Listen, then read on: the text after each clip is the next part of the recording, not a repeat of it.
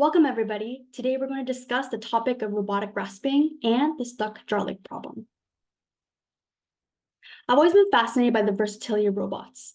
As part of the manufacturing process, robots can pick up and assemble the same type of object over and over again, which is a great improvement on production speed and efficiency. The main focus in the functionality of robots is the way its hand, or otherwise called the gripper, is able to approach and interact with an object. Humans are complex and have demonstrated versatility in the way we interact with our environment, which leads to the creation of anthropomorphic robotic hand designs, or the ability to copycat humans. However, if we were to use these in our day-to-day lives, many wouldn't be good enough to carry out commonplace tasks. So what is a task? A usually assigned piece of work often to be finished within a certain time. In today's talk, we're going to focus on how to improve the design of robotic hands by evaluating them not by how they start the task, but their ability to finish them. The outcomes of this research will directly improve robotic grippers and hands in 3 applications: increasing versatility in the manufacturing setting, enhanced capabilities in unconventional environments, and direct improvement on the design of prosthetics. Let's take, for example, if we were to observe items in the kitchen. We would find many objects that we could carry out tasks with. Now, the start of the task could include the initial hold of the item, picking up a towel, lifting a kettle, holding the oven door, wearing the shoes. The question is now, in order to do what? So you might pick up a towel to carry a hot plate, lift a kettle to pour a cup of tea, hold the oven door in order to take out some baked goods, and wear shoes to jam out to some tunes while cooking.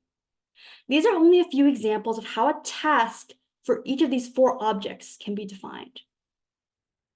What makes the problem designing robots so hard is not only do we have to interact with thousands, millions of objects over our lifetime, but we also have to consider the complex interaction behavior that humans have, which may be just one of many.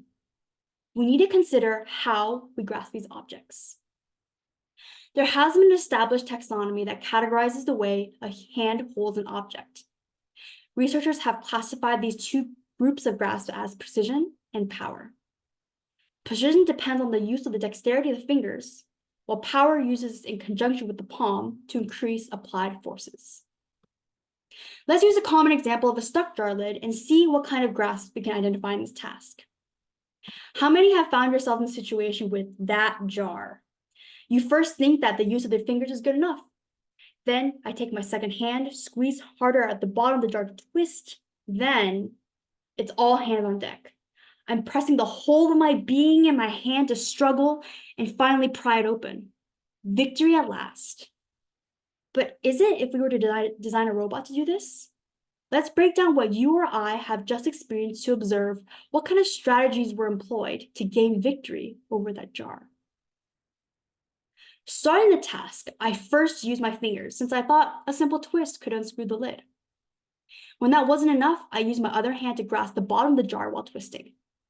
Since I haven't successfully finished the task, I pressed my palm on the lid surface in conjunction with twisting with my fingers to achieve success. I had to transition from a precision type of grasp to power to help in my endeavors and battle the fate of impending starvation. We can categorize one grasp or the other, but is there a term for changing between the 2? In my research, I coined a new term of employing efficient grasp switching, the ability to transition to a different grasping configuration if the current one is insufficient to complete the task. In other words, switching between precision or power type grasping. My current research of developing a robot has both components of the fingers and the palm to complete a task by creating both power and precision configurations. Named the CAPM, Compliant Anatomical Palmar Mechanism, its utilization of a soft palm is a unique feature that showcases the use of efficient grasp switching in a robotic hand.